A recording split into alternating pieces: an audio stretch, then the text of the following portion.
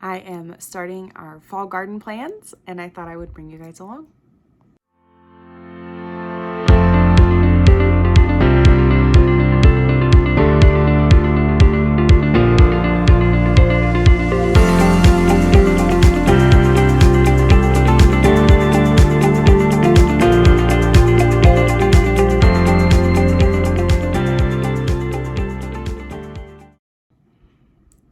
There's a lot of prep work involved in gardening, whether or not you know that.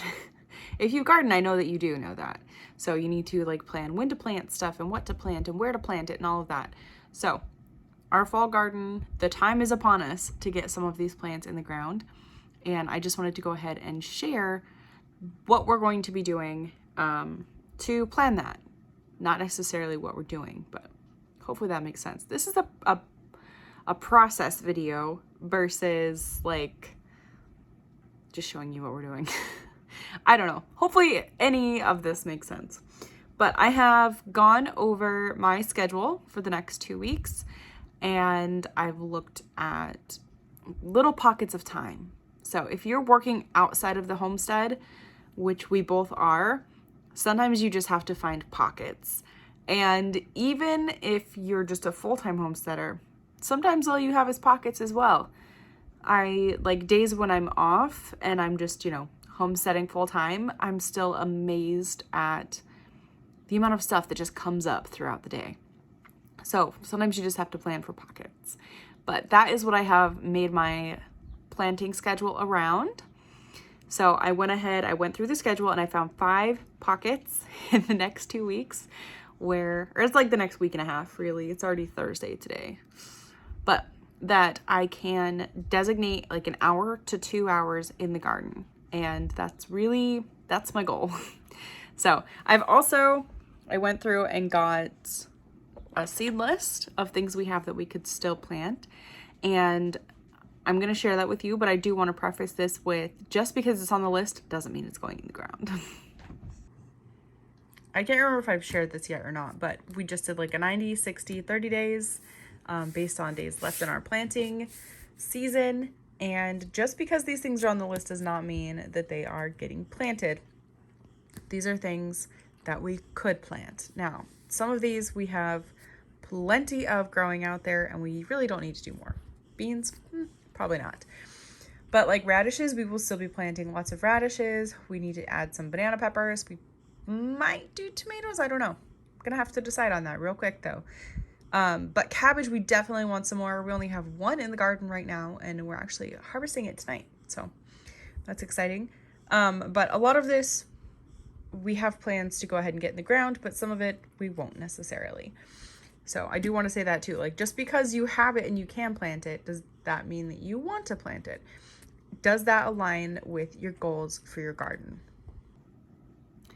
Speaking of goals for your garden, so when we set out, we thought we needed to plant the whole dang thing all at once. And we got very discouraged that we got half planted, which is still enormous. It's a 4,000 square foot garden.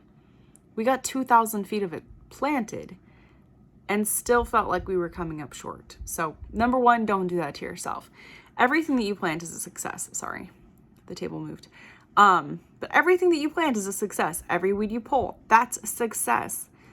Stop talking yourself down. Come on. All right. So we had this revelation that we could do a fall garden with the other half. It's perfect. We could have just pretended like we planned that from the beginning. We didn't. It's a, happy circumstance that we have it. And we're kind of changing our goals for that side of the garden. So the side that we've already planted was mostly like just excitement. Let's get this stuff planted. These are the things we want. And we didn't really plan for the end of gardening, which is when you're going to have all this produce. Did we plan the timeline very well? No. Do we have stuff just like randomly coming up? Yep. Are plants producing way more than we knew that they would? Absolutely. Do we have more plants of some things than we need? You betcha. Do we have some things we really should have planted more? Uh-huh. These are all things that happen the first time you garden, the last time you garden, and every time that you garden in between. So this is just helping it set us up for more success next year, but I would be naive to believe that every year I just, will become a perfect gardener. It's never going to happen. You can't plan for the bugs. You can't plan for the weather. You can't, no. I will never be a perfect gardener. It's not going to happen, and I'm okay with that. But one thing we want to do in a mindset shift for our fall garden is this will be our harvest we preserve, will be our fall garden. So on our list, we have stuff like lettuce.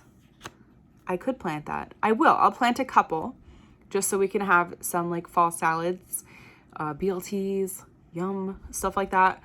But I'm not gonna designate a whole patch to lettuce. We can't preserve lettuce. So that is our shift here. We'll have several rows of things we can preserve, things to get us through the winter, things where we can't necessarily preserve it as well, just a couple. So I do want to say that's one thing that we are both at peace with and we are excited for. And we're going to be changing things up quite a bit on that side of the garden. So now that I've kind of spat that all out, let me show you what our schedule's looking like. All right, so I've got the 5 days here that I only plan for myself. Most of these times Ronnie is also home, at least during some portion, and can help, but his work schedule, he runs a lot later. He's, a full 5 days a week, that kind of stuff. So I just fit this around my schedule, and then if he's available, he helps. So just a thought there. You don't necessarily have to have everybody available at the same time. You could also, depending on how things work on your homestead, they could be designated days. This could be my day, this could be somebody else's day. Just whatever works for you guys. Please always understand, this is just what we're doing, and we are by no means experts. So tomorrow my plan is to harvest our beets and broccoli. Exciting. I'm gonna weed the carrots, beets. We have 2 varieties of beets, one is not ready, and the bunching onions. And then I need to plant a couple things, and I need to preserve something. And that's kind of how I'm lining all this up. Now, the bottom of these I'm leaving blank because it's either going to be an additional plant or preserve. I'm not going to have something to preserve every day in July. It's just not going to happen. But we need to do something along these lines. So I'm going to designate a weeding area for every day, which is also going to help because sometimes I get out in the garden and I get this driving amnesia where you just arrive somewhere and you're like, oh my gosh, I hope everybody's safe. I get that in the garden. I will just dig into a row and be weeding it, and all of a sudden come up an hour later and I'm like, oh my gosh, I probably should have really allotted my time better. Or I'll come out of the garden hours later and all I've done is weed because I just get stuck on that one task. So I want to make sure that I'm this is it. Once you're done with those areas, Shanae, you need to move on to planting. So we have some starts that need planted, and then we have seeds that need planted. So I'm just going to account for all of those there. And this is it. Once this is full, we're done. So I'm not getting this entire list in by any means. It's just going to be the things that we have that we know we can preserve or that are, seasonally a good choice for our fall garden. And I'm really excited to kind of see how this goes. I also am kind of excited because I know that there's 2 more planting periods after this. So I won't feel like, oh, I'm not getting as much done, blah, blah, blah, if by the time I'm finished with this, only half of the fall garden is planted, because I still have 2 planting periods. So this is really nice because I won't feel as discouraged. And by breaking it down into small, manageable pieces, it's easy to see not only successes, but how it's building. Hopefully that makes sense. I don't know. But for me, it is so satisfying to come in and be able to mark off something. So if I weed these, I can mark it off. If I get everything done in this day, I can mark the day off. And then I will have time a little bit after Friday to kind of just check up on some of this stuff, gather loose ends. So if something happens where something doesn't get planted, I can just throw it on You know, you get it. Anyway, so this is our plan. I'm gonna go through and start crunching numbers on what we need the most of, what we just need a couple of, and that kind of stuff. There you have it. So this one, I don't know if I'll have anything to like weed that day, or hold on. I don't know if I'll have anything to harvest that day. I know I'll have stuff to weed, so that we're just kind of taking it as it comes. The rest of these, I only did preserve this one day. I'm gonna do herbs tomorrow because that'll be nice and easy.